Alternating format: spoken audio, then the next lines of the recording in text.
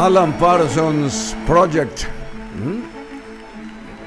Eye in the Sky estuvo antes y Alison Moyet ahora Only You, solamente tú.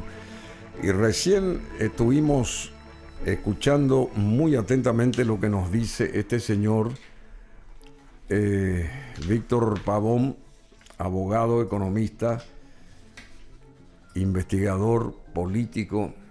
Él está en todas partes. Él es un, ¿cómo que se llama? Una suerte de Jesucristo. Él está en todas partes. En serio, en todos los medios él está. También en GEN creo que está los jueves a las 9. Así mismo. ¿Viste? Entonces él mismo nos hace a nosotros la competencia. Está a las 9. Bueno, y los lunes está acá, por supuesto.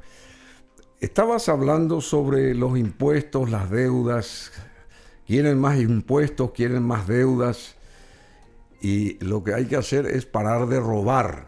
Porque lo que hay que hacer es parar de robar. Porque nadie dice vamos a ajustarnos el cinto. Están haciendo ahora, creo que hoy se presenta o mañana, la cuestión esta del, ¿cómo que se llama? Lo que el año que viene va...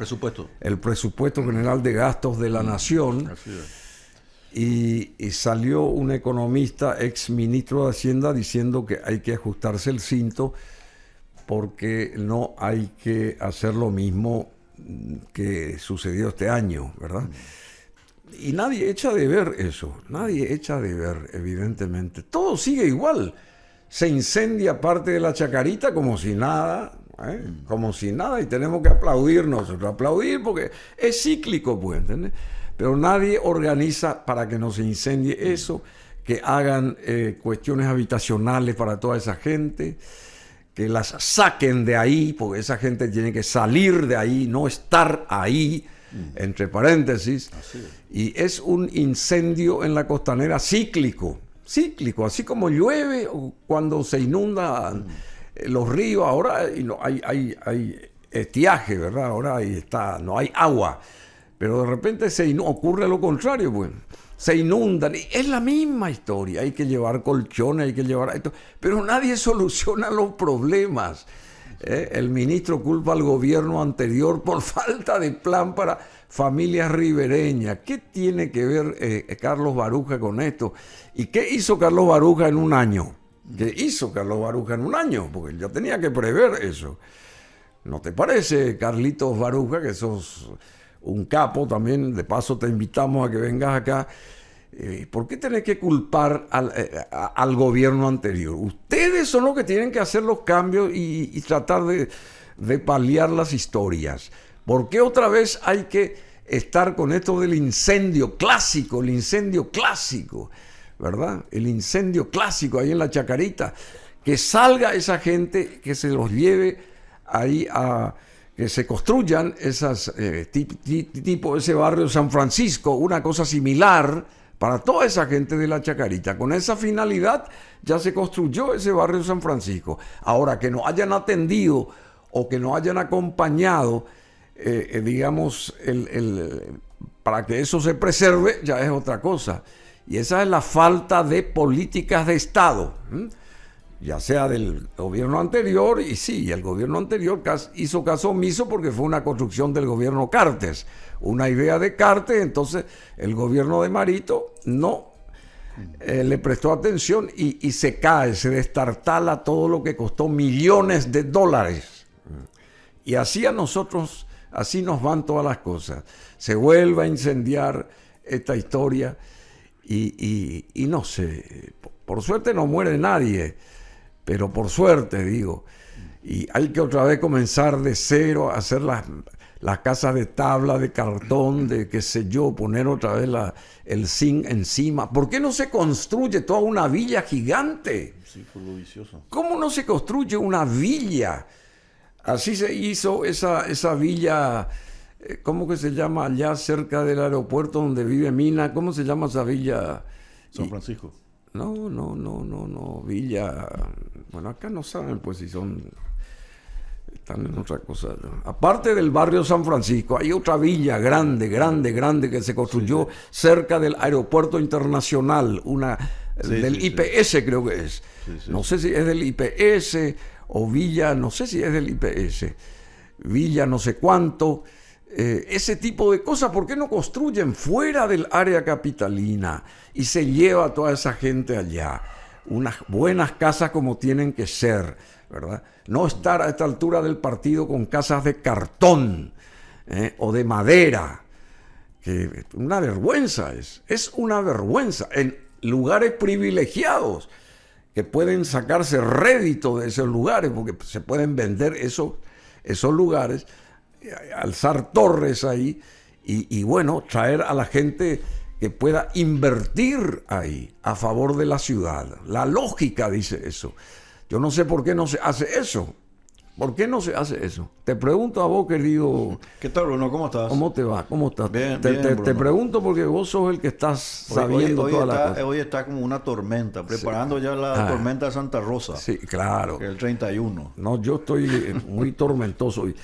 ¿Por qué no se hace eso? Te pregunto. Y mira, querido Víctor. Mira, Bruno, me hiciste pensar ahí cuando dijiste el que un técnico habló sobre que hay que ajustarse los cinturones, creo que dijiste, sobre el presupuesto, ¿verdad?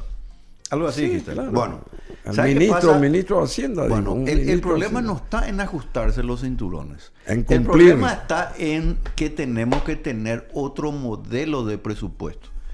Y ese modelo de presupuesto se hace por resultados. ¿Y cómo es el presupuesto por resultados, Bruno? Así rápidamente nomás. Vos le das a Emmanuel, mira, acá tenés vos para esta semana. Perdón, Villa Ibbu. Instituto Paraguayo de Vivienda y Urbanismo. Claro. Pero esto se hizo en la época de Stroessner, se hizo eso. Sí. Y después. Y lo mismo ese predio. Hay varios predios. Ibbu. Sí. Y después, ¿qué cosas similares hicieron? Amén del barrio San Francisco. Nada. Porque está esto que está frente a la Expo, derrumbado hace 30 años. ¿Cómo se llaman las carcasas esas? Que nunca progresó frente a la Expo, frente a la. Sí, ya ubico. Pasaron no sé cuántos gobiernos, dijeron que iban a hacer esto, lo otro, para la gente carente. Nadie hizo nunca nada. Se movió tanta plata y se siguen incendiando las mismas casuchas ahí en el mismo lugar de siempre. Discúlpame que te haya interrumpido. No, estoy realmente estoy mal hoy. Lo que pasa es que tenés razón, porque ocurre que acá hay un problema de fondo, Bruno. No es solamente, y es cierto, es también la falta de voluntad y de mirada un poco hacia el futuro. Acá el modelo presupuestario, y me refiero nomás al tema del modelo presupuestario, se tiene que cambiar porque, ¿sabe cómo se hace hasta hoy el presupuesto, Bruno? Se hace bajo el sistema que se llama de crecimiento vegetativo. Atender nomás. El presupuesto es, supongamos, 100, fue el año que viene, y el siguiente año tiene que ser 120. Puede ser 123, puede ser 125, depende de los muchachos. En realidad, el presupuesto se tiene que hacer por resultados. Yo te doy, supongamos, yo le doy a Emmanuel, le doy 100. Bajo ese 100 tenés lo que se llama tu plan estratégico. Y con ese plan estratégico tenés que llevar a cabo esto y esto. Con esta cantidad de funcionarios. Si no llevas a cabo, entonces se tiene que expresar el por qué. Entonces se tiene que usar todo el dinero.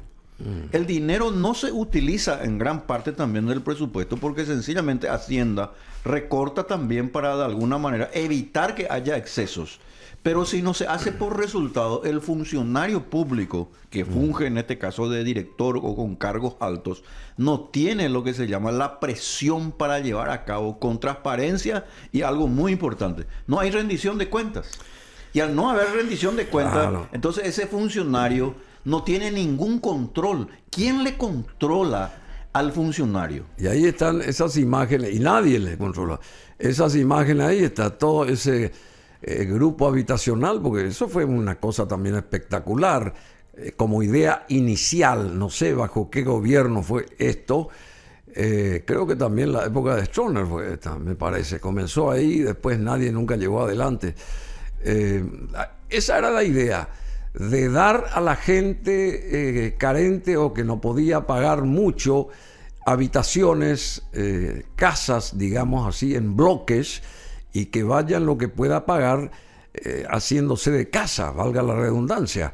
Eso nunca concluyó, nunca se prosiguió, nunca avanzó, pasaron no sé cuántos gobiernos, 35 años tiene más o menos esto, ¿verdad?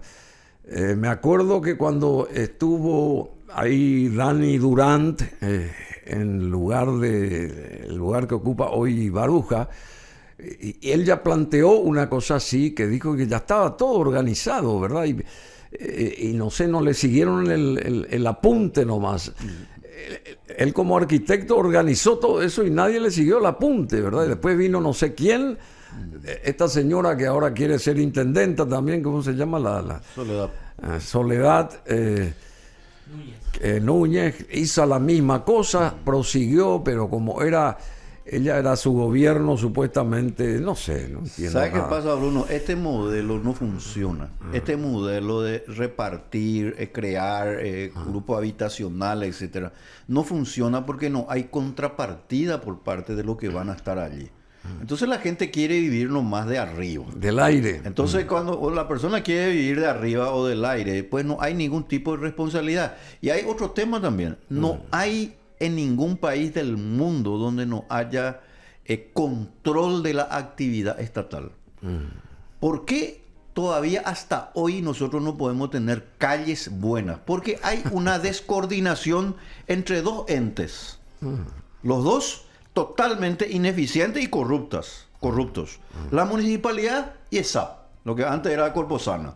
Porque vos te vas, se arregla la calle y ocurre que dentro de un mes, 2 meses, vuelve a brotar el agua. ¿Por qué? Porque Asunción es una ciudad que está sobre Icuá, es decir, sobre afluentes de agua que hacen brotar y hacen salir el agua. Entonces se tiene que tener otro criterio. Pero el asfalto, ¿sabe qué tamaño tiene? Porque tiene así 1 centímetro. Es una hostia. Entonces, ¿cuándo debería ser como mínimo ponerle así 6, 7 centímetros? Eso los ingenieros saben. Bueno, el ministro de Urbanismo, Vivienda y Hábitat gastó 6.500 millones de guaraníes en complejo que dejó derruirse.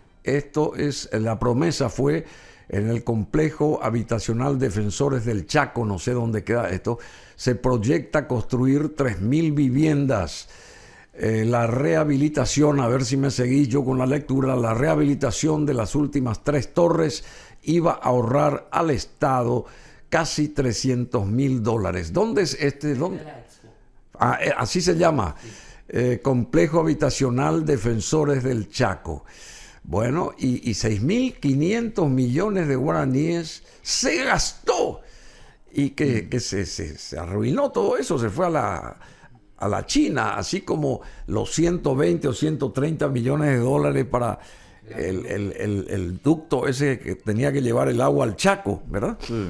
Que también se desaparecieron esos millones de dólares.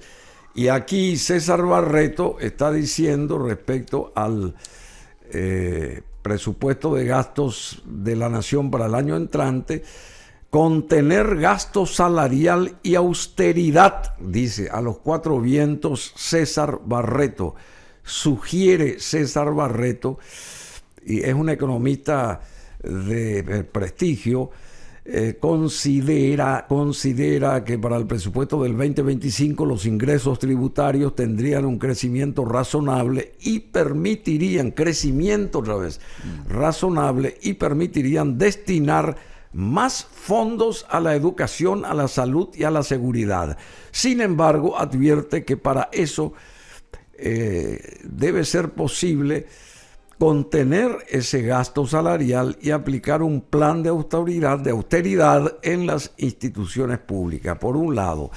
Después dice, el proyecto del presupuesto general de gastos prevé la emisión de bonos del Tesoro por alrededor de $500 millones. Y acá estuvo Borda diciendo que a partir de ahora todo lo que se preste debe de hacerse en guaraníes, no en dólares. Porque la cifra que nosotros debemos en dólares es una cosa abismal, de elevada. No, de hecho eso ya está haciendo ahora el gobierno. Bueno, pero acá dicen dólares, no dice otra vez guaraní. Claro, es que se está haciendo un proyecto para que los no endeudamientos ya tengan, digamos, la posibilidad de que se haga todo en nuestra moneda. El Brasil paga el 80% de sus, Claro. de sus Eso deberes, le va a digamos, permitir, pero ahí pues no, en real. Pero atender nomás, Bruno, lo que hay que nomás ahí aclarar algo, ¿verdad? Todos estos temas, que lo que vos dijiste, yo estoy de acuerdo con lo que dijo Barreto, pero es insuficiente lo que él dice. No basta con ajustarse, con buscar que haya austeridad. Son declamaciones interesantes.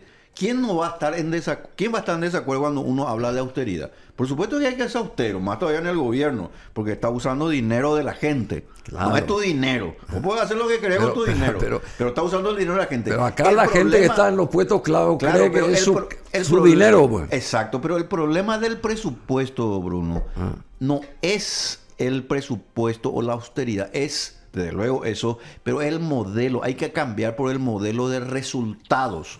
Cuando vos haces por modelo de resultados, desde luego que la austeridad por sí mismo va a caer. Porque vos no vas a poder gastar más dinero de lo que te dieron y lo que vos mismo como director del ente dijiste que necesitaba. Pero con auditoría permanente para ver si se está usando o no bien ese dinero. Pero acá nadie le controla a nadie. Sí, ese es nuestro problema. Entonces, ¿para qué está el Congreso? No, el hay Congreso control. no está para nada.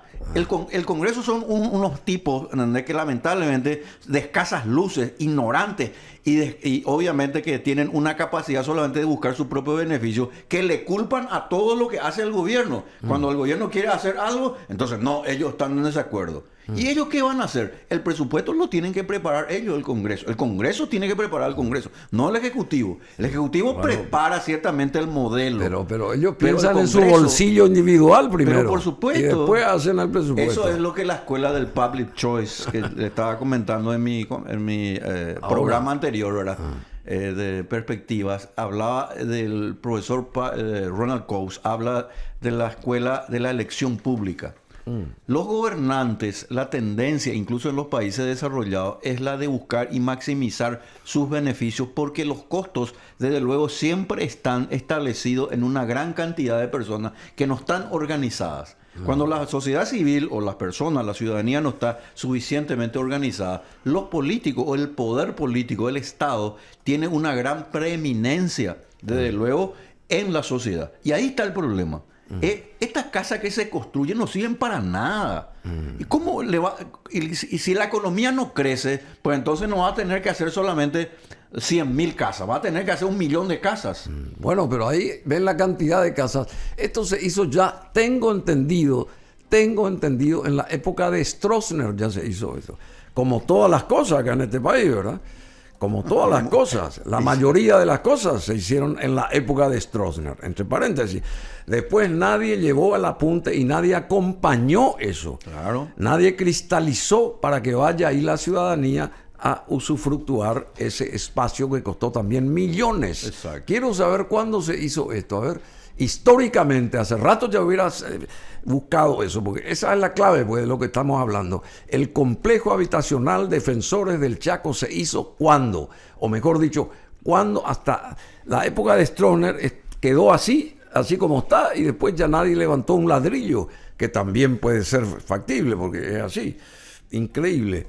Antes se planificaba Mandelburger, ¿te acordás? Mandelburger, sí, recuerdo, claro. Hasta ahora suena y resuena ese nombre de Mandelburger. Salvando un poco la distancia, Bruno, hay que ser sincero, en el primer gobierno, en la primera etapa de Stroessner, Stroessner estuvo acompañado de gente realmente muy criteriosa y preparada.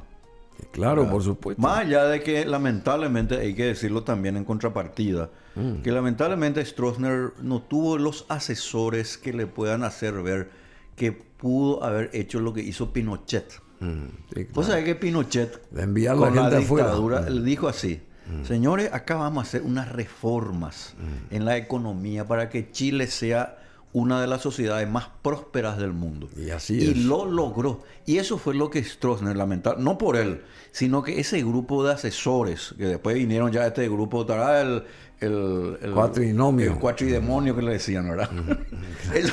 Eso lo único que querían era el endiosamiento hacia una persona. Nunca es buena, porque la persona pierde su perspectiva. pierde su capacidad de limitación como ser humano y no se da cuenta que obviamente acá en el Paraguay lo que tenemos que hacer es muchas reformas. Por ejemplo, lo que yo hablé en el programa, Bruno, sobre este tema de la caja fiscal. Esto si nosotros no hacemos, vamos a perder el grado de inversión en 2-3 años. ¿Quieren más impuestos y deudas? Es una pregunta. Hagan medidas paramétricas en la caja fiscal. Así mismo. De eso habló ahora en esta hora prácticamente, porque estuvo 50 minutos aquí el querido Víctor Pavón, a quien despedimos porque está ya un invitado acá esperando el turno correspondiente. Y entre 1996 y 1997, hace 27 años que está abandonada toda esa gran construcción de este complejo ahí que se llama, Complejo Habitacional Defensores del Chaco. Después de, a los escasos 2-3 años de Stroessner, del 89, empezaron a construir esto en la época de Rodríguez y Guasmosi, me parece. Así es. Y, a ver, la época de Guasmosi. La época de Guasmosi. De Guasmosi, claro, y es lógico. Se asocia, él era ingeniero, sabía lo que tenía que hacer. Después pasó lo de los bancos y le neutralizaron toda posibilidad porque él entró con una gran visión de reformar el país. Que también hay que dar eso a Guasmosi. El presidente Guasmosi, o sea, que tenía una idea muy clara de lo que había que hacer. Lamentablemente, habían elementos que subversivos, internos y externos, que impidieron que él haga muchas reformas de las que ya estaba empezando a hacer. La máquina de impedir. El tema de la crisis bancaria fue delicada. Y él tomó la decisión nada más y nada menos, sabiendo bien que había muchos de sus amigos en esos bancos, de cerrar esos bancos y llevarlo a la quiebra, lo cual no fue nada fácil. No fue nada fácil. Bueno, y reitero, lo que dice acá, se va a tener que hacer un nuevo préstamo para calzar de vuelta este presupuesto general de, ¿cómo que se llama esto? De gasto de la nación, de 500 millones de dólares. Y la pregunta es, ¿por qué no se hace eso mismo, pero en guaraníes, no en dólares? Nosotros no tenemos ya que deber en dólares, porque debemos una historia sideral. Pero otra pregunta es, 87 mil millones creo que es. 87 mil millones de dólares u 88 mil millones de dólares. Eso dijo Borda, que debe el Paraguay afuera a bancos claro, y a organizaciones. Es casi el 40% del PIB. Sí, 88 mil millones de dólares. Y el dólar va a subir a 5.700, por ejemplo. Claro. Entonces, calculen ustedes. Guatana calcula lo que hay que pagar. Bueno, el PIB de Paraguay es 44 mil millones de dólares. Y si el doble. Entonces está por los 16, 17 mil millones de dólares las deudas externas. Casi 18 mil. Casi 18 mil millones. Bueno, y es lo que se gasta acá por año también. Exactamente. Y ahí nomás vamos a otro tema también, agregando lo que vos estás diciendo, Bruno. A convertir en guaraní, eso yo ya creo que se está llevando a cabo y va a salir un proyecto. Eso hace Brasil, hace. Claro, pero vos hablaste allí y el título me trae a colación algo para comentar. Un descalce, dice. Sí. ¿De dónde viene el descalce? Descalce significa que está faltando dinero. Entonces se va a tener que endeudar nuevamente el país para cubrir ese descalce. La pregunta que nosotros tenemos que hacernos y le exigimos a los representantes del pueblo, ¿dónde está ese descalce? ¿De dónde viene ese descalce? ¿Por qué no corrigen el descalce con el dinero que hoy ya tenemos? ¿Por qué tenemos que seguir endeudándonos? Bueno, y se toman préstamos, pero se rifa y se roba la plata. Sí.